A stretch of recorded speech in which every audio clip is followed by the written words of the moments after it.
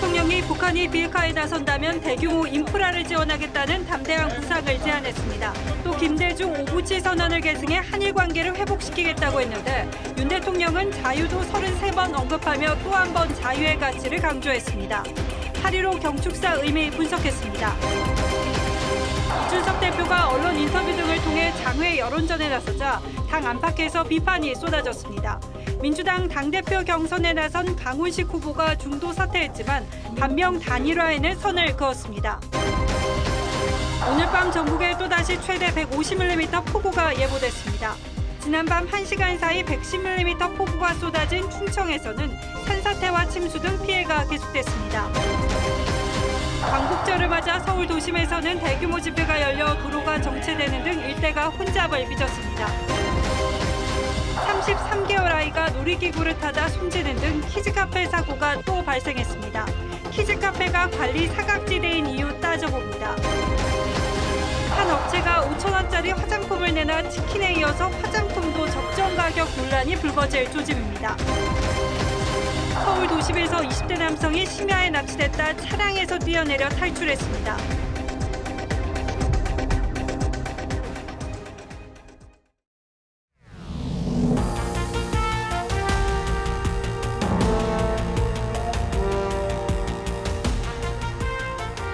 시청자 여러분 안녕하십니까? 뉴스9의 신동욱입니다. 윤석열 대통령이 취임 후 첫 광복절 경축사를 통해서 북한이 비핵화에 나선다면 식량과 의료, 금융 등을 지원하겠다는 이른바 담대한 구상을 제안했습니다. 5월 취임식에서 처음 밝혔던 담대한 계획을 확대하고 구체화한 계획입니다. 일단 북한이 가장 필요한 경제적 지원에 집중해서 비핵화를 이끌어내겠다는 의지로 보이는데 대통령실은 필요한 경우에 대북 제재 면제도 협의할 수 있는 획기적인 안이라며 북한에 적극적인 호응을 촉구했습니다. 독립운동을 자유를 추구하는 과정으로 해석한 윤 대통령의 경축사 자체도 역대 대통령들의 8.15 경축사와는 형식과 내용 측면에서 차이가 크다는 평가가 나오고 있습니다. 먼저 홍현주 기자가 대통령의 대북 구상부터 상세히 전하겠습니다. 독립유공자 후손들과 함께 광복절 경축식에 입장한 윤 대통령. 북한을 향해 비핵화 로드맵이라고 할 수 있는 담대한 구상을 제시했습니다. 북한의 경제와 민생을 획기적으로 개선할 수 있는 담대한 구상을 지금 이 자리에서 제안합니다. 지난 5월 10일 취임사에서 예고한 담대한 계획을 구체화한 겁니다. 북한이 진정성을 갖고 비핵화 협상에 나설 경우 초기 협상 과정에서부터 대규모 식량 공급과 항만과 공항의 현대화, 의료 인프라와 금융 등 경제 조치를 과감하게 지원하겠다는 겁니다. 북한은 지난 7일 담대한 계획에 대해 역사의 쓰레기통에 던져졌던 이명박 정부의 비핵 개방 3천을 적당히 손질한 것이라고 비판한 바 있는데 대통령실은 비핵 개방 3천은 경제에 국한했지만 담대한 구상은 정치와 군사를 포괄한 종합적인 플랜이라며 차이점을 강조했습니다. 대통령실 관계자는 필요에 따라서는 유엔 제재 결의안에 대한 부분적인 면제도 국제사회와 협의해 나가겠다며 북한의 호응을 촉구했습니다. 하지만 이번 지원 체계에 북한이 요구해온 체제 안전 보장 방안이 빠져 있다는 점에서 본격적인 대화의 물꼬를 트기에는 부족하다는 평가도 나옵니다. TV조선 홍현주입니다. 윤 대통령은 경축사에서 한일 관계를 회복하겠다는 강한 의지도 밝혔습니다. 일본은 함께 힘을 합쳐야 하는 이웃이라며 김대중 오부치 공동선언을 계승하겠다고 밝혔습니다. 대통령의 발언 먼저 들어보시고 구체적으로 어떤 맥락의 발언인지는 취재기자에게 직접 물어보겠습니다. 이채림 기자입니다. 윤석열 대통령은 1998년 김대중 전 대통령과 오부치 전 일본 총리 간의 공동선언을 계승하겠다며 한일 관계를 빠르게 회복하고 발전시키겠다고 강조했습니다. 한일 관계가 보편적 가치를 기반으로 양국의 미래와 시대적 사명을 향해 나아갈 때 과거사 문제도 제대로 해결될 수 있습니다. 김대중 오부치 공동선언에는 과거 불행한 역사를 극복하고 미래지향적인 관계로 발전하기 위한 구체적인 방안이 들어있었습니다.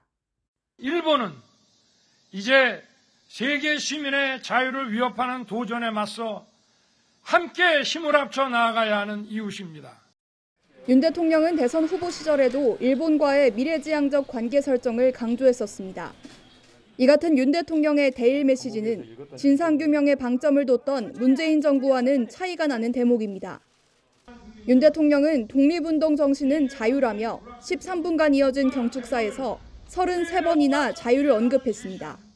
자유민주주의의 토대인 경제 성장과 산업화를 이루는 과정, 그리고 이를 바탕으로 민주주의를 발전시켜온 과정을 통해 계속되어 왔고 현재도 진행 중인 것입니다. 윤 대통령은 또 대한민국의 자유와 독립을 위해 희생과 헌신한 분들에 대한 존경과 예우를 다하겠다고 강조했습니다. TV조선 이채리입니다. 오늘 광복절 경축사에서는 윤석열 정부 5년의 남북관계와 한일관계 구상을 구체적으로 가늠해 볼 수 있습니다. 대통령실을 취재하는 김정우 기자에게 오늘 연설의 의미와 배경을 자세히 물어봐 드리겠습니다. 자, 김 기자 어서 오십시오. 자, 이번 경축사에서도 지난 취임식에서처럼 자유란 단어가 매우 자주 등장했는데 이건 어떤 배경에서 이해하면 되겠습니까? 이게 좀 자유라는 표현이 좀 지나치다 싶을 정도로 반복이 되면 이건 좀 대통령이 직접 다 썼다 이렇게 보면 된다고 합니다. 윤 대통령의 메시지는 큰 틀에서 세 개로 볼 수 있습니다. 먼저 지난해 6월 정치선언, 그리고 지난 5월 대통령 취임사, 그리고 오늘 광복절 경축사입니다. 예. 그 자유란 표현을 정치선언 때 22차례 했고요. 그리고 취임사 때는 35번, 오늘은 33번 언급했는데 이 셋을 연결을 해야 제대로 설명이 가능합니다. 그러니까 윤석열 대통령은 독립운동의 역사까지 자유에 대한 신념의 틀 안에서 이해하고 있다 이렇게 봐야 되겠군요. 예, 맞습니다. 그 지난해 정치인문 선언을 할 때는 그 승자 독식이 아닌 자유와 그리고 연대와 책임을 처음으로 강조했고요. 그리고 취임사에선 국제사회를 배경으로 자유란 개념을 확대를 했습니다. 그리고 오늘은 그 독립운동도 자유란 가치로 적용을 한 건데요. 핵심은 자유를 찾는 독립운동은 지금도 진행 중이다. 이런 대목입니다. 예. 이렇게 되면 그동안 쟁점이 됐던 그 건국 논란 있죠. 그러니까 1919년으로 할지 1948년인지 다투는 것도 큰 의미가 없게 된다는 겁니다. 예, 그러니까 지난 정부의 경축사와 비교해 보면 좀 이해가 쉬우실 것 같아요. 예. 독립운동가를 바라보는 시각 자체도 이 기존 정부와는 좀 다르다 이런 느낌을 받았어요. 예, 그 무장투쟁가와 함께 그리고 이들을 길러낸 분들 또 교육과 문화사업에 매진한 분들까지 언급을 한 거는 그 독립자금과 시설을 뒤에서 지원한 이들까지 포함을 했다는 겁니다. 예. 그리고 여기에 6.25 전쟁 영웅과 민주화, 산업화 주역까지 모두 독립운동가라고 정의를 했고요. 특히 전체주의 국가를 세우는 독립운동은 부정을 했는데 예. 사실상 그 북한 김일성의 항일운동 선전을 겨냥한 거라고 해석할 수 있습니다. 그리고 오늘 강조한 그 담대한 구상과 같은 대북 메시지도 자유 개념을 한반도 평화로 확장하면서 나왔고요. 한일 관계에서도 김대중 오부치 선언이 결국 자유민주주의란 그 보편적 이념을 전제로 나왔기 때문에 앞으로 자유란 가치가 모든 분야에 계속 확장될 걸로 보입니다. 자, 이 연설문을 윤 대통령이 사실상 거의 뼈대를 잡고 직접 썼다고 하는데 예. 어느 정도 시간이 걸렸습니까? 좀 취재를 해보니까 그 휴가 때 구상을 했고요. 그리고 지난 10일쯤부터 닷새 가까이 그 저녁 때마다 참모들을 불러서 도시락 먹어가면서 계속 다듬었다고 합니다. 그리고 그 정치선언과 취임사 그리고 광복절 경축사에 이어서 또 주목받는 이벤트로 9월 유엔 총회가 있습니다. 윤 대통령이 지금 초청을 받은 상태죠. 연설을 하게 된다면 지금까지 나온 그 자유연대와 책임의 가치를 세계 시민 차원에서 정리할 걸로 보입니다. 예, 물론 뭐 자유라는 가치가 추상적인 개념이기 때문에 이게 구체적으로 뭘 뜻하는지 좀 논란이 있긴 합니다만 결국 취임사부터 이번 경축사까지의 연설을 잘 연결해 보면 윤석열 정부가 앞으로 어떤 정책을 펼쳐나갈지 그리고 국제사회에서는 어떤 방향성을 가지게 될지 이건 좀 짐작을 해볼 수가 있다고 봐야 되겠군요. 예, 그렇습니다. 예, 김정우 기자 잘 들었습니다. 자, 이런저런 이슈들이 연이어 불거지면서 정치권이 매우 어수선합니다. 특히 여당 상황이 그렇죠. 국민의힘 비대위 구성은 거의 마무리 단계에 이르러서 이러면 내일 비대위가 공식 출범할 걸로 보입니다. 지금까지 인선된 비대위원들의 면면을 보면 방향성도 어느 정도 보입니다. 황병윤 기자의 취재 내용 그리고 해석을 들어보겠습니다. 국민의힘 비상대책위원회에 충청과 호남, 수도권 출신 초재선 의원들이 전진 배치될 것으로 알려졌습니다. 국민의힘 고위 관계자는 의원들의 의견을 수렴해 4명에서 5명의 비대위원을 정한 것으로 알고 있다면서 이르면 내일 외부 인사 인선까지 마무리될 것이라고 전했습니다. 우선 충북 출신 초선인 엄태영 의원이 사실상 내정됐고 호남 출신 재선 의원의 합류가 유력합니다. 수도권에 지역구가 있는 초선 여성 의원의 비대위 참여도 유력한 가운데 원외 당협위원장 중에는 구상찬, 정양석 전 의원이 물망에 올랐습니다. 청년 비대위원과 외부 인사 영입은 최종 조율 중인 상황입니다. 대신 이준석 대표를 둘러싼 당 내분 양상을 감안해 정치적 색깔이 강한 인사들은 배제하기로 했습니다. 이러한 엄중한 때 갈등하고 분열하는 것은 역사와 국민과 당원들에게 씻을 수 없는 죄를 짓는 것입니다. 비대위는 총 9명으로 조호영 비대위원장 등 당연직 3명과 지명직 6명으로 구성됩니다. 한기호 의원의 사퇴로 공석이 된 사무총장과 여의도 연구원장 인선도 곧 발표될 예정입니다. TV조선 황병준입니다. 이준석 대표는 지난 토요일 장시간의 기자회견으로 윤석열 대통령을 맹렬히 비난한 데 이어서 오늘부터는 본격적인 장외 여론전에 들어갔습니다. 각종 방송 출연과 SNS 활동을 통해서 윤 대통령과 여당을 향한 거친 발언도 이어갔습니다. 워낙 초유의 상황이어서 이제는 지켜보는 국민이 더 당황스러울 정도입니다. 한송원 기자가 보도합니다. 작심 기자회견 이틀 만에 라디오 방송에 출연한 이준석 대표가 윤석열 대통령을 향해 거침없는 발언을 이어갔습니다. 대선 당시 자신을 향한 윤 대통령의 일부 과격한 사적 발언이 이른바 윤핵관들에게 지령을 내린 것이라고 주장했습니다. 소위 윤핵관과 윤핵관 호소인들이 절 때리기에 들어오는 약간 지령 비슷한 역할을 한 거거든요. 또 취임 100일을 앞둔 윤 대통령의 국정운영 점수는 100점 만점에 25점이라고 꼬집었습니다. 이 대표의 거친 발언에 당내에선 이 대표를 향해 도를 넘었다는 비난이 쏟아졌습니다. 나경원 전 의원은 이 대표의 행보를 폭탄에 비유했고 하나씩 지금 이제 걷어내고 있는 와중에 오히려 이제 이준석 대표의 어제 이준석 대표 폭탄이 떨어졌는데요. 홍준표 대구시장도 더 이상 이준석 신드롬은 없다며 떼쓰기를 하는 이 대표가 보기 딱하다고 가세했습니다. 김향호 전 국회의장도 이 대표는 실패했다면서 도덕적 수준을 의심케 하는 발언이 많다고 꼬집었습니다. TV조선 한송원입니다. 민주당 전당대회는 반환점을 돌았습니다. 특별한 변수가 없는 한 이재명 후보의 대표 당선이 유력한 상황인데 오늘 강훈식 후보는 후보 사퇴를 선언했습니다. 최고위원 선거에서도 친 이재명계 후보들의 강세가 두드러지면서 국민들의 관심도는 오히려 식어가는 분위기입니다. 보도에 정민진 기자입니다.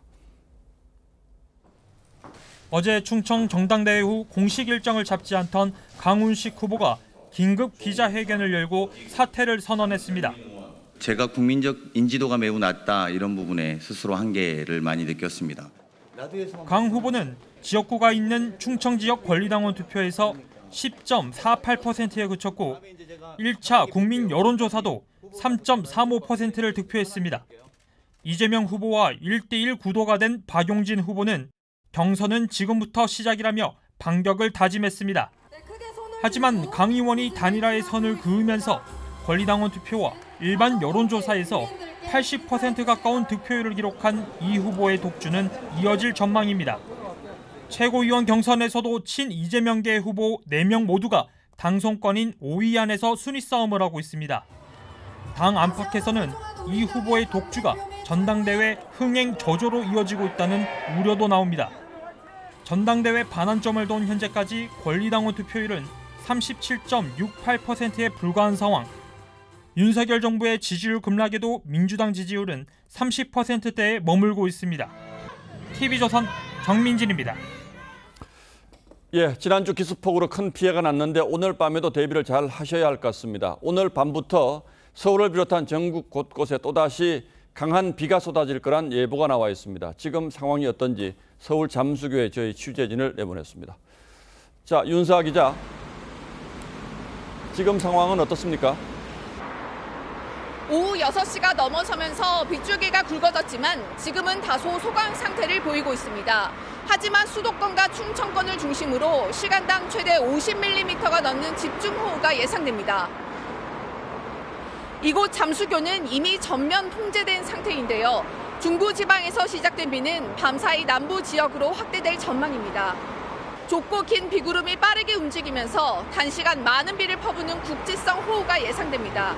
경기 서해안과 강원 산지, 경북 북동 산지엔 순간 시속 70km 이상의 돌풍이 동반될 것으로 보여 시설물 관리에도 신경 쓰셔야겠습니다. 예, 아직은 비의 양이 많은 것 같지 않은데 이번 비는 얼마나 올 것 같습니까? 네, 자정까지 수도권과 영서 지역에 최고 100mm가 넘는 집중호우가 내릴 것으로 보입니다. 자정부터 내일 새벽 3시까지는 충청권과 경북 북부에, 내일 새벽 3시부터 6시까지는 전북과 전남권에 비가 집중될 것으로 보이는데요. 특히 충남과 호남 지역엔 밤사이 150mm의 많은 비가 내릴 것으로 예상됩니다. 기상청은 지난 8일부터 계속된 폭우로 지반이 약해진 상태에서 또다시 많은 비가 내리는 만큼 산사태나 침수에 대한 철저한 대비를 당부했습니다. 잠수교에서 TV조선 윤서아입니다. 예, 충청남도 지역에는 어제 이미 시간당 110mm가 넘는 폭우가 쏟아졌습니다. 비가 그친 오늘 드론을 띄워봤더니 마치 전쟁터 같은 피해 지역의 상황이 한눈에 들어왔습니다. 급류에 실종된 2명은 아직 이틀째 찾지 못하고 있고 충청권에는 오늘 밤부터 다시 또 큰 비가 내릴 것 같다고 합니다. 김다로 기자가 보도합니다. 산사태에 마을이 온통 쑥대밭이 됐습니다. 커다란 바위가 주택 앞마당에 떨어졌고 집도 도로도 흙더미로 뒤덮였습니다. 집 마당에 세웠던 자동차는 밀려든 흙더미에 아랫집 지붕으로 쓸려갔습니다. 축사를 덮친 산사태에 한우 2마리가 죽은 채 도로로 밀려왔고 집 문을 열었더니 진흙더미가 쏟아집니다. 밤에 막 폭탄 터진 새 나가 도망갔지 막 더 뒤로 산으로. 아니 그래서 이따가 남의 집 저 내려갔지 절로. 드론이 하천 일대를 비행하고 구조경과 수색요원들이 실종자를 찾습니다. 어제 새벽 하천 급류에 트럭이 휩쓸려 2명이 실종됐습니다. 경찰과 소방당국은 헬기와 인력 400여 명을 투입해 이틀째 수색 범위를 넓히고 있습니다. 수색 범위를 75km로 넓혔습니다. 수색 범위가 넓어서 조금 실종자 수색에 조금 어려움이 있습니다. 어제 하루 충남에서만 산사태 23건이 났고 주택과 상가 119곳, 농경지 345헥타르가 물에 잠겼습니다. 충청권에는 오늘 밤부터 최대 150mm가 더 내릴 것으로 보여 주민들은 2차 피해 걱정 속에서 오늘 밤도 가슴을 졸여야 할 처지에 놓였습니다. TV조선 김다로입니다. 지하 주차장이 침수된 판교의 한 오피스텔은 오늘까지 8회째 수돗물이 나오지 않고 있습니다. 280세대 주민들은 이재민 생활을 하고 있고 지하 주차장에 매몰된 차량 200여 대는 아직 치우지도 못하고 있습니다. 구자영 기자가 그 현장을 찾아가 취재했습니다. 누런 흙탕물이 아파트로 들이닥치고 지하 주차장 진입로는 계곡처럼 변했습니다. 지하 주차장은 순식간에 물바다로 변합니다. 지난 8일 성남 판교의 한 오피스텔에서 벌어진 일입니다. 주민들이 나와서 임시 차수막을 설치를 하려고 했지만 사람 힘으로 막기에는 역부족이었고요. 뒷산에서 밀려든 빗물에 지하 3층에 있던 전기와 수도시설이 모두 고장났습니다. 나흘 만에 전기는 임시 복구됐지만 오늘까지 8일째 수돗물이 끊겨 280세대가 통째로 이재민 신세가 됐습니다. 물이 안 나온 거지. 분위기가 안 되고 에어컨도 안 되고. 지하 3층 주차장의 빗물은 절반 정도 빠졌지만 진입로는 아직 뚫지 못했습니다. 지하 3층 주차장에는 침수된 차 200여 대에서 누출된 기름 냄새가 가득합니다. 주민들은 폐차가 불가피해 차량 피해만 100억 원대에 이른다고 호소합니다. 하지만 오늘 밤이 더 걱정입니다. 주민들은 밤사이 50mm에 이르는 비가 또 내릴 것으로 예상되자 모래 주머니를 쌓고 밤샘 감시조까지 운영하며 추가 피해 우려에 애태우고 있습니다. TV조선 구자영입니다. 광화문 광장이 재개장한 지 일주일여입니다. 이 휴일을 맞아서 구경 나온 시민도 있었는데 광장을 돌아볼 수 있는 상황이 아니었습니다. 광화문 광장 나무 사이에는 플랜카드가 내걸렸고 이 시위대 수만 명이 광화문 내거리를 메웠습니다. 인근 도로가 정체됐고 일대는 혼잡을 빚었습니다. 시위대가 무슨 얘기를 하고 싶은지 들어보려고 해도 이 집회 측 노래소리에 묻혀서 목소리 듣기가 만만치 않았습니다. 과연 무엇을 위한 집회였는지 박한솔 기자가 취재했습니다. 전광훈 사랑제일교회 목사가 이끄는 자유통일당 등 보수단체 회원들이 광화문에 집결했습니다. 태극기와 성조기를 든 집회 참가자들은 문재인 정권에 대한 검찰 수사와 주한미군 철수 반대를 외쳤습니다.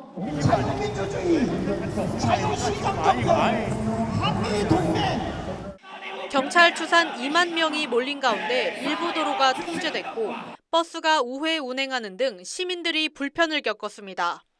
소음도 너무 크고 너무 힘든데. 저 밑에서 타는데 여기서 타니까는. 광복절 기념 집회로 3차선 도로가 통제되면서 기존 버스 정류장까지 막혀 50m쯤 뒤에 임시 정류소가 만들어졌습니다. 오후 4시부터는 세종대로 양방향 8차선 도로를 전면 통제한 채 시위대의 행진이 이어지면서 일대 극심한 교통체증이 빚어졌습니다. 지금 막 답답해요. 지금. 얼마나 막히셨어요? 영수 한 3, 40분 낸 것 같은데요. 좀 바로 여기 앞인데 지금. 경찰은 마찰을 최소화하겠다는 계획이었지만 세종대로 사거리에 철제 펜스를 설치한 것을 두고 집회 참가자들이 경찰에 항의하는 소동이 벌어지기도 했습니다. TV조선 박한솔입니다. 코로나 위중증 환자 수가 한 달 만에 8배 넘게 늘었습니다. 광복절 연휴가 끝나고 검사자 수가 늘면 하루 확진자가 다음 달 초 최대 33만 명까지 늘어날 수 있다는 연구 결과도 나왔습니다. 여기에 이번 주부터 초중고등학교가 개학에 들어가서 이 학교를 통한 감염도 우려해야 하는 상황입니다. 신경희 기자가 보도합니다. 광복절 연휴를 맞아 부산 해운대 등 전국 해수욕장은 막바지 피서객으로 붐볐습니다. 강원 동해안엔 하루 평균 30만 명, 제주에는 4만 명이 넘는 관광객이 몰렸고 고속도로는 곳곳에서 정체 현상이 벌어졌습니다. 정부가 광복절 연휴를 코로나 재유행 고비로 보고 있는 가운데 위중증 환자는 가파르게 증가하고 있습니다. 오늘 0시 기준 위중증 환자는 521명. 지난 4월 말 이후 108일 만에 가장 많고 한 달 전보다는 8배 이상 급증했습니다. 병상 확보도 문제입니다. 현재 위중증 병상은 45%, 준중증 병상은 60% 넘게 찼습니다. 하루 확진자 수가 정부가 예측한 정점인 20만 명을 크게 넘길 거란 정부출연연구소의 전망도 나왔습니다. 국가수리과학연구소는 지금과 같은 전파력이 유지된다면 확진자 수가 8월 말엔 19만 명, 9월 초엔 33만 명이 될 것이라고 예측했습니다. 30만 대응을 하기 위해서는 한 4천여 개 병상이 추가로 필요한 걸로 확인이 됐습니다. 이번 주 초중고의 40%가 개학하면서 확산세가 더 가팔라질 거란 우려가 커지고 있습니다. TV조선 신경입니다. 서호 전 통일부 차관이 검찰에 소환됐습니다. 이 통일부가 지난 2019년 당시 탈북 어민 북송을 결정한 과정에 대해서 캐물은 것으로 알려지는데요. 이 수사는 서훈 국정원장 등 윗선으로 확대될 조짐입니다. 서영일 기자입니다. 지난 2019년 11월 국회 외통위에 출석한 김현철 전 통일부 장관은 탈북 어민들의 북송 과정을 묻는 질문에 남북 공동연락사무소장이었던 서호 차관 명의로 북한과 협상했다고 밝혔습니다. 우리가 통화하겠다는 것을 개성 연락사무를 통해서 이 서호 차관 명의로 오갖고 협상을 거기서 대화를 한 것이죠? 그렇습니다. 검찰은 서 전 차관을 오늘 오전 피고발인 신분으로 불러 조사했습니다. 북한 측과의 협상 내용은 물론 당시 통일부 내에서 위법하다는 의견이 제기됐음에도 어민들의 북송을 강행한 경위 등을 집중 조사한 것으로 알려졌습니다. 관련 수사가 시작된 뒤 검찰이 문재인 정부 고위 인사를 소환한 건 이번이 처음입니다. 앞선 지난달 12일 북한 인권정보센터는 서 전 차관을 비롯해 김현철 전 장관과 서훈 전 국정원장, 정의용 전 청와대 국가안보실장 등 핵심 인물들을 직권남용과 직무유기, 범인도피죄 등으로 고발한 상황. 검찰 수사가 문재인 정부 윗선을 향하고 있다는 분석이 나옵니다. TV조선 서영일입니다. 서울 도심에서 20대 남성이 한밤중에 납치됐다가 차량에서 뛰어내려 탈출했습니다. 남성 4명이 피해자를 강제로 차에 태운 뒤에 어디론가 내달리던 상황이었던 것으로 전해지는데요. 경찰은 도망간 일당을 쫓고 있습니다. 임서인 기자입니다. 건장한 남성들이 검은색 차량 문을 열더니 한 남성을 억지로 차에 태웁니다. 피해 남성이 소리를 지르며 발버둥 쳐보지만 소용없습니다.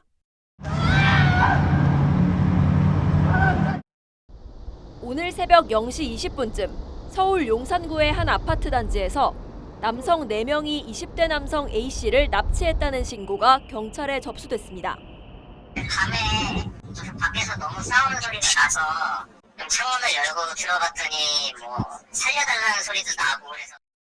경찰은 주변 CCTV 영상을 확인해 새벽 1시쯤 사건 현장 근처에서 일당 중 한 명을 붙잡았습니다.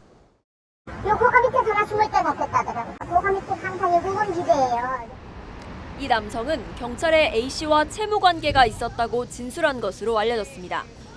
하지만 자신은 A씨 납치에는 가담하지 않았다고 주장했습니다. 본인은 차에 안 타고 차에 강제로 태우는 건 말렸다 이렇게. A씨는 사건 발생 30여 분 뒤 서울 강남구 논현동 부근을 달리던 차량에서 탈출했습니다. 경찰은 사건 현장 인근에서 붙잡힌 한 명에 대해 특수감금 혐의 등으로 조사를 이어가는 한편 나머지 일당 3명을 추적하고 있습니다. TV조선 임서인입니다. 이 삼복 중 마지막인 복날 말복답게 전국 곳곳에서는 폭염이 이어졌습니다. 매년 복날마다 계곡이 식용 논란을 전해드린 듯한데 이 논란은 답을 찾지 못한 채 또 다른 논쟁이 곳곳에서 반복되고 있습니다. 이 반려동물을 키우는 가정이 늘면서 새 집 건너서 한 집이 동물과 동거를 하고 있죠. 우리 삶 전반에 깊숙이 들어온 만큼 이 사람과의 공존이 어디까지 가능할지 생각해 볼 시점입니다. 가까운 예로 반려동물의 해수욕장 입요권을 놓고도 뜨거운 논쟁이 벌어집니다. 소비자 탐사대 송지욱 기자가 국내 해수욕장에서 벌어지는 마찰을 들여다봤습니다. 튜브를 타고 구명조끼까지 입은 반려견들. 바다 수영을 즐기는가 하면 모래사장을 뛰놉니다. 반려견 전용 해수욕장인데 만원 안팎의 입장료에도 인기입니다. 이거밖에 없고 사는 차가 너무 원이니까 애를 쫓아서 갈 수 있는 모든 먹는 거라도 다 주시는 편이에요. 국립공원이나 지자체 지정 공원이 아니면 반려동물 출입을 막을 법적 근거는 없지만 전국 284개 해수욕장 가운데는 지자체 조례로 반려견 출입과 입수를 제한하는 곳도 생겨났습니다. 해변별로 이렇게 목줄과 배변 봉투만 챙기면 되는 곳도 있지만 피서객이 몰리는 해수욕장 개장 기간 내에는 아예 출입을 입구부터 막는 곳도 있습니다. 지자체마다 반려동물 출입과 입수 기준 모두 제각각이다 보니 해수욕장마다 혼선도 빚어집니다. 제주도의 한 해수욕장. 2018년부터 안전과 위생을 이유로 반려견이 물에 들어가지 못하게 전면 금지했지만 대형견 2마리와 함께 나타난 견주가 거리낌 없이 바다로 들어갑니다. 목줄을 쥔 주인을 향한 위험한 입질에 해안가에 있던 아이들이 얼어붙습니다. 그러면 안 되죠. 걔 엄청 무서워하거든요. 인근 다른 해수욕장엔 목줄과 배변 봉투만 있으면 반려동물 산책을 허용하고 있지만 목줄 없이 혼자 돌아다니는 개도 심심찮게 눈에 띕니다. 네, 모르겠습니다. 우리 한 30분 전에는 도착이 시키셔서 여기 있었습니다. 반려동물의 해변 출입을 막아달라는 민원도 늘었지만 개 못 들어가게 해줘라. 민원이 빗발을 쳐서 저희가 이거를 한 건데 왜 못 들어가게 하느냐 항의하시는 분들도 엄청 많았어요. 인간과 함께 바다를 누릴 권리를 인정해야 한다는 주장도 나오고 있습니다. 지금 전국 지자체마다 심지어는 같은 지자체 내에서라고 할지라도 해수욕장마다 획일화된 기준이 없이 제각각인 규율로 운영이 되고 있는데 명확한 기준을 설정하고 당사자들의 예측 가능성을 보장하는 것이 무엇보다 중요합니다. 반려동물 양육 인구 1,500만 명 시대, 여가 문화에서도 동물과의 공존 논의가 본격화되고 있습니다. 소비자 탐사대 송지욱입니다. 한 업체가 5,000원짜리 화장품을 내놨습니다. 브랜드 화장품보다 10배 이상 저렴한 것으로 매출도 고공행진 중입니다. 치킨에 이어서 화장품도 적정 가격 논란이 불거질 조짐입니다. 김충영 기자입니다. 한 균일가 생활용품점입니다. 기초 화장품이 개당 5,000원입니다. 아이라이너는 3,000원, 마스크팩은 500원입니다. 흔히 로드숍으로 불리는 중저가 브랜드보다 서너 배 이상 저렴합니다. 포장을 최소화하고 마케팅 비용을 없앴기 때문입니다. 어떤 용기를 사용하느냐에 따라서 제조 단가를 낮출 수 있고 또 유통업체가 마케팅 비용을 없애거나 혹은 유통마진을 어떻게 정하느냐에 따라 원가를 낮출 이 생활용품점의 상반기 기초화장품 매출은 전년보다 50% 뛰었고 색조 화장품도 30% 증가했습니다. 생활비가 많이 드니까 그냥 이렇게 좀 저렴한 걸로 쓰려고 하거든요. 일단 써보고 괜찮으면 저렴해도 쓰고요. 광고나 포장 관련 지출이 원료값보다 훨씬 크다 보니 화장품 값이 많게는 원가의 10배 이상으로 뛰기도 합니다. 선택권이 없었던 소비자들은 비싼 가격을 지불해야만 했습니다. 과잉 포장을 한다든가 또 용기를 너무 비싼 걸 쓴다든가 또 광고비로 많이 지출을 해서 소비자 입장에서는 부당하게 비싼 가격을 주고 5,000원 화장품이 화장품값 거품을 걷는데 영향을 줄 수 있을지 주목됩니다. TV조선 김충영입니다.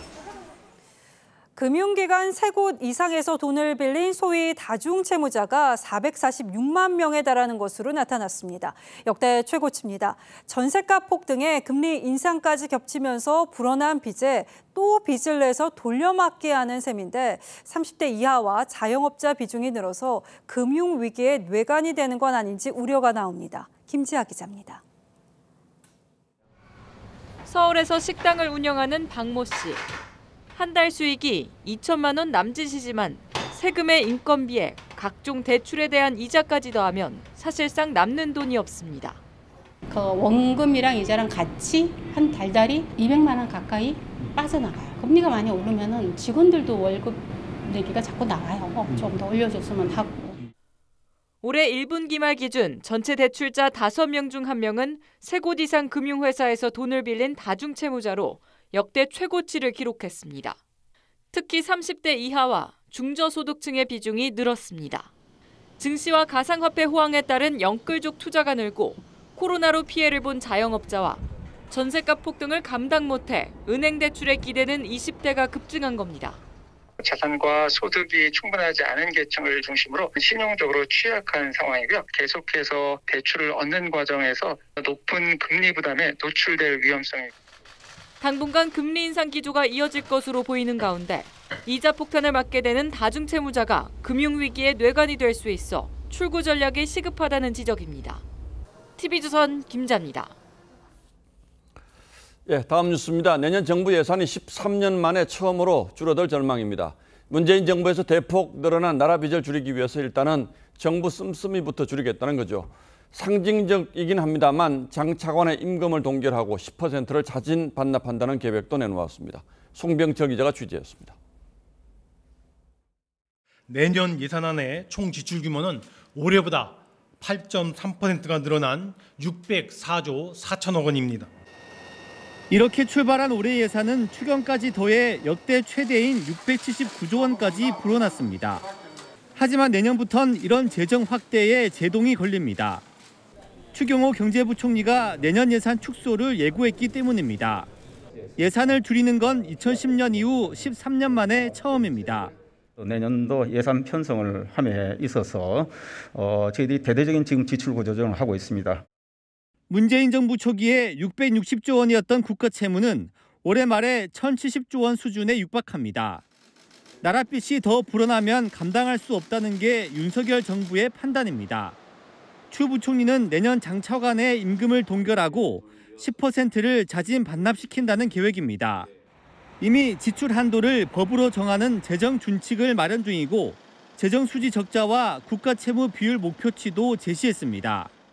전문가들은 미래 대비를 위해 어느 정도의 재정 여력은 필수라고 지적합니다. 앞으로 이제 고령화가 진전되고 복지 수요가 늘어나기 때문에 재정 지출이 앞으로 크게 늘어날 가능성이 높습니다. 내년 예산안은 이달 말에 발표됩니다.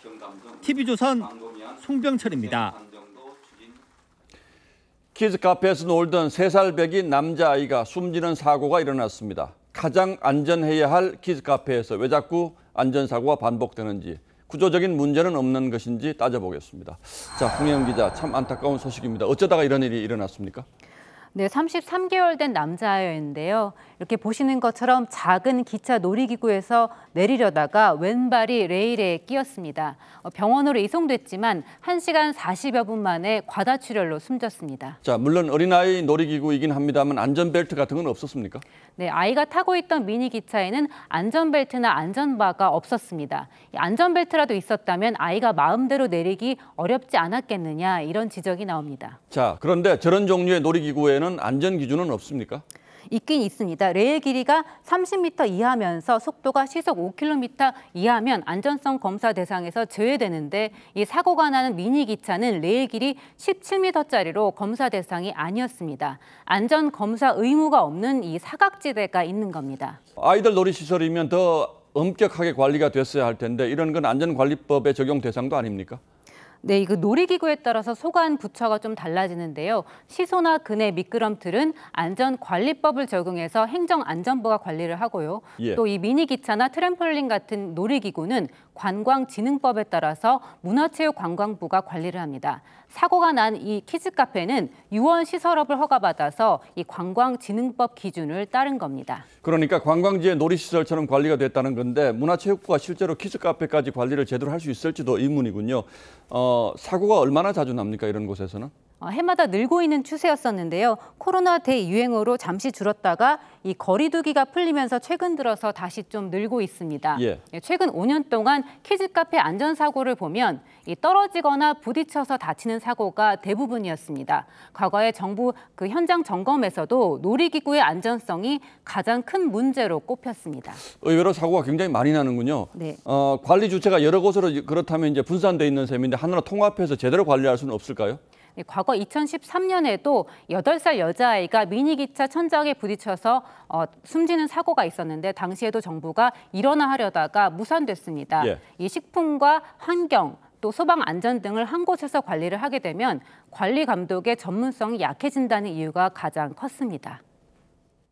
하나로 통합하는 그거는 법을 다 통합하는 거잖아요. 그 법을 다 통합하는 거는 쉽진 않죠. 오래 걸리고. 하지만 이제 최소한의 공통적인 안전 기준들은 그리고 안전 관리 방안은 제시가 돼야 되는 거죠. 문체부의 놀이기구 관리법이 1960년대부터 이어져 온 거라고 하는데요. 최소한 이 제도의 정비는 필요해 보입니다. 예, 제도 정비도 물론 중요합니다만 업소 운영하시는 분들도 어린아이의 눈높이에서 어떤 것이 위험한지 다시 한번 좀 살펴볼 필요가 있겠군요. 예, 홍혜영 기자 잘 들었습니다.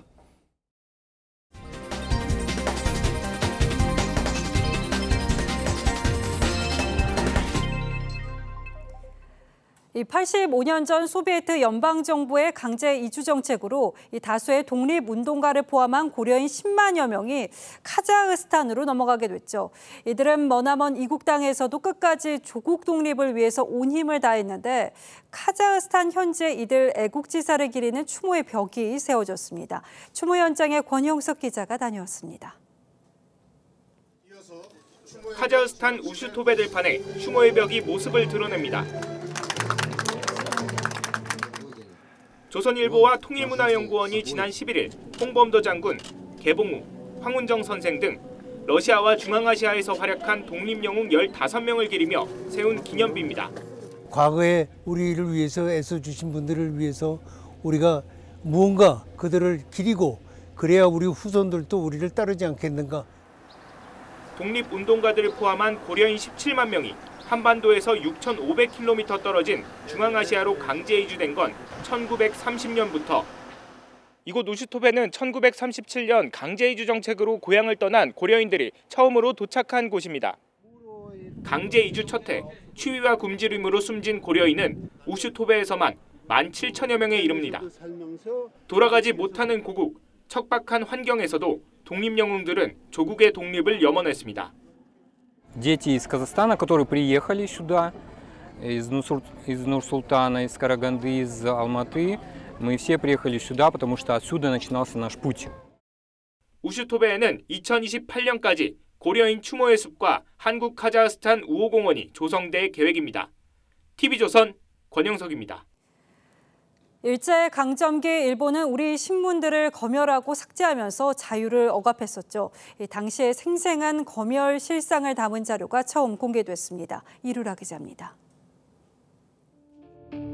지금은 폐간돼 없어진 중해일보 1927년 3월 1일자 이면 상단.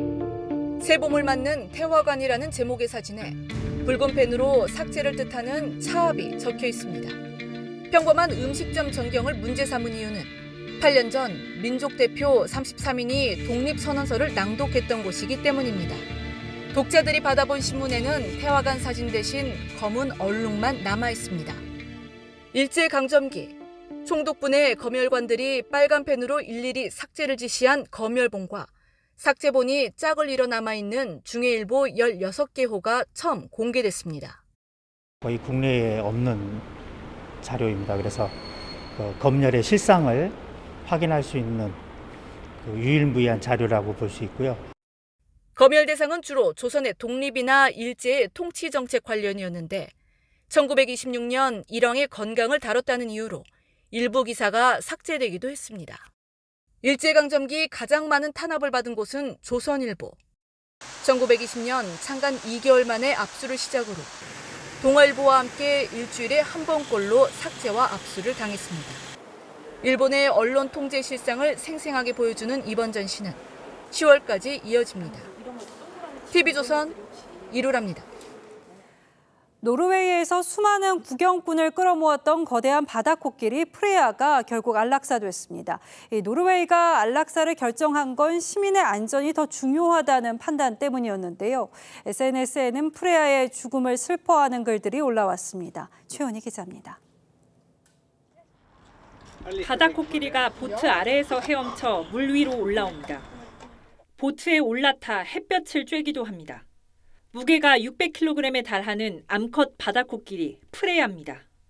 지난달 17일 오슬로 해안에 등장한 뒤로 구경하는 사람들이 대거 몰리면서 노르웨이 신화 속 여신인 프레야라는 이름이 붙었습니다.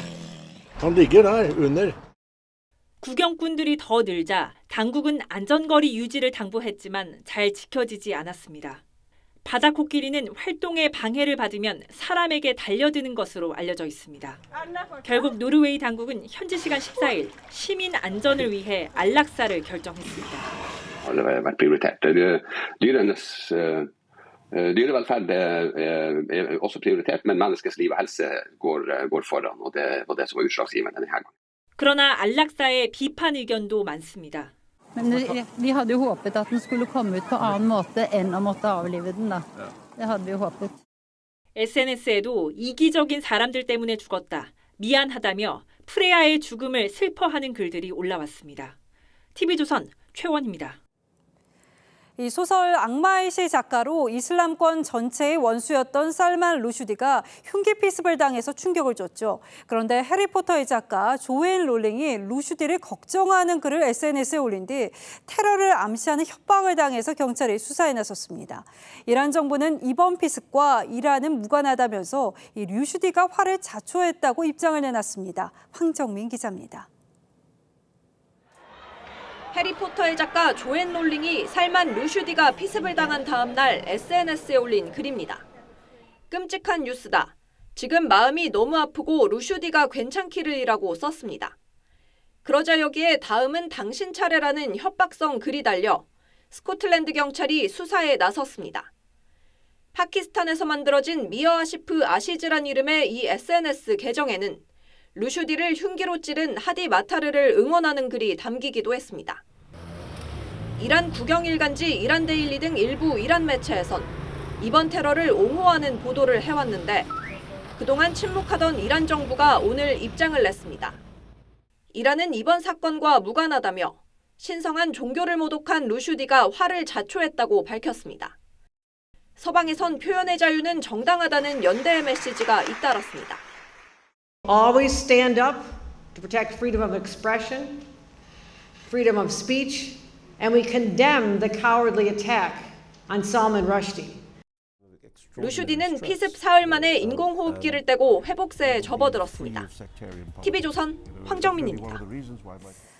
골프나 자동차 경주에서 시작부터 끝까지 1위를 질주하는 것을 와이어 투 와이어라고 하죠. 국내 프로야구에서도 사상 첫 와이어 투 와이어 우승을 노리는 팀이 있습니다. 성민혁 기자가 이 팀의 비결을 분석했습니다. 4대4로 맞선 연장 10회. 침묵했던 최정의 배트가 힘차게 돌아갑니다. 치열했던 연장 승부에 쐐기를 박는 시즌 16호 홈런입니다. 지는 법을 잊은 SSG. 올 시즌 승리 DNA는 유감없이 발휘됐고 어느덧 2위 LG와의 승차는 무려 9경기 반이나 됩니다. 비결은 완벽한 신구 조화. 82년생 맏형 추신수는 그제 팀의 70번째 승리의 날 멀티도루로 팀 분위기를 이끌었습니다. 신수 형이 최고참으로서 되게 열심히 하고 후배들 못지않게 운동량도 많아가지고 더 게을리하면 더 안 될 것 같은 느낌도 들고. 어제 터진 신인왕 후보 전희산의 홈런. 비거리가 무려 141.7m로 국내 선수 시즌 최장거리 홈런으로 기록됐습니다. 국내 최고의 자완 김광현, 유격수 박성환의 성장은 SSG 독주의 밑거름입니다. 개막 10연승으로 1위 자리에서 시즌을 시작했던 SSG는 8월 중순까지 한 번도 1위 자리를 놓치지 않았습니다. KBO 리그 사상 최초로 와이어 투 와이어 우승을 바라보고 있습니다. 평균 연봉이 4억 1,280만 원으로 KBO 최고 몸값의 팀. 이제 관심은 39경기를 남기고 71승을 달리고 있는 SSG가 2016년 두산이 기록한 역대 한 시즌 최다승 기록인 93승을 깰 수 있을지에 모아지고 있습니다. TV조선 성민혁입니다.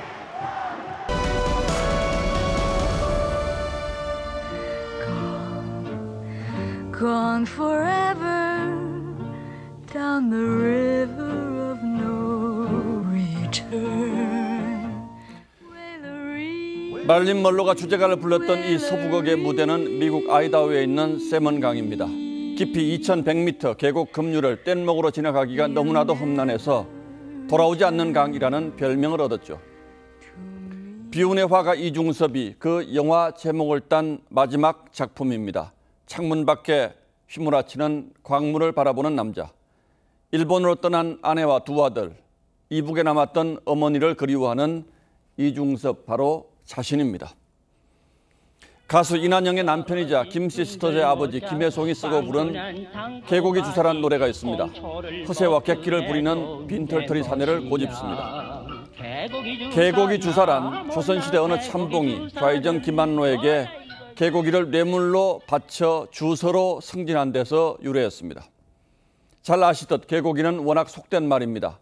성질이 고약하고 막된 사람을 가리키죠. 이준석 국민의힘 대표가 돌아오지 않는 강, 돌아올 수 없는 강을 건넜습니다. 누군가를 공격할 때 즐겨 써온 사자성어, 양두구육을 이번에는 윤석열 대통령을 향해 정면으로 날렸습니다. 양의 머리를 흔들면서 개고기를 가장 열심히 팔았고 가장 잘 팔았던 사람은 바로 저였습니다.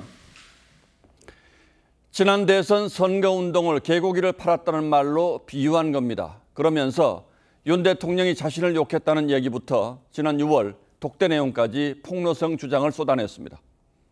이른바 윤핵관을 실명 거론하며 절대 반지에 눈이 돌아간 사람들이라고 했습니다. 기자회견은 1시간 넘게 이어졌고 돌아오지 않기로 작심한 듯 대부분의 언어는 정오와 저주, 적개심, 복수심으로 가득 찼습니다. 하지만 누가 뭐래도 이 모든 사태의 진원지는 이 대표 자신입니다. 성상납 의혹의 빌미를 제공하고 무마를 위해 측근을 보내 투자 각서까지 써준 건 누가 봐도 이상한 일입니다. 거기에 따른 성찰과 반성도 당연히 있어야만 했습니다. 그랬다면 대통령에 대한 비판도 훨씬 더 힘있게 들렸을 겁니다. 그것이 없었기 때문에 철부지의 밥투정으로 치부된 측면을 부인하기 어렵습니다. 전국위원회에서 90% 가까운 찬성으로 비대위 전환을 의결한 것, 그동안 그에게 호의적이던 그리고 호의적이려고 노력해오던 대부분의 당내 인사들까지 등을 돌린 것 역시 간과해서는 안 될 일입니다.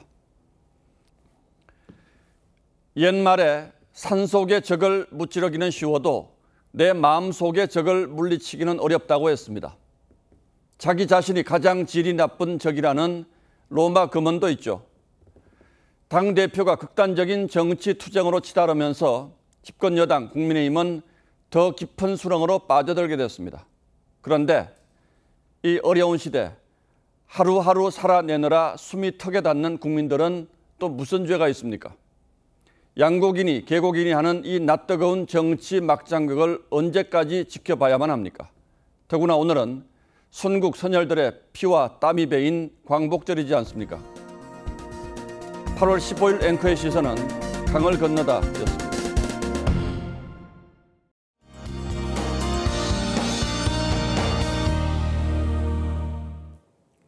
밤사이 또다시 비 피해가 예상돼 주의하셔야겠습니다.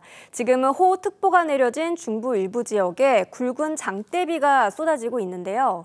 동서로 길게 뻗은 비구름대가 점차 남하하면서 새벽에는 남부지방에도 시간당 50mm 안팎이 집중되겠습니다. 짧고 굵게 지나가는 게 이번 비의 특징인데요. 호남 지역은 총 150mm가 넘겠고요. 영남은 최고 100mm가 되겠습니다. 비는 내일 새벽 중부 지역부터 그치기 시작하겠고 남부 지역은 모레까지 오다 그치다 하겠습니다. 특히 최근에 많은 비가 내렸기 때문에 산사태가 발생하기 매우 쉽습니다. 위험 지역에 계신 분들은 안전한 곳으로 대피하시는 게 좋겠습니다. 내일 오전까지는 바람도 주의하셔야겠는데요. 특히 서해안과 동해안 쪽으로는 강풍주의보가 내려진 상태입니다. 요즘 좀처럼 맑은 하늘 보기가 쉽지 않은데요. 금요일부터 토요일까지 또 전국 대부분 지역에 비가 오겠습니다. 날씨였습니다. 예, 8월 15일 광복절 뉴스9는 여기서 모두 마치겠습니다. 시청해주신 여러분 고맙습니다.